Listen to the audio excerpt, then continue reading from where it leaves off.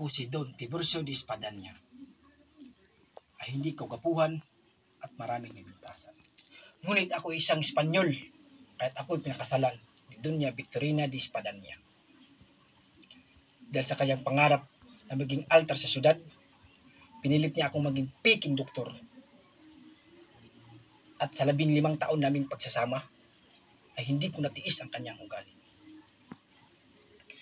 Kaya tinampas ko siya ng aking baston. At inakala ko na napatay ko siya, kaya't ako'y nagtago.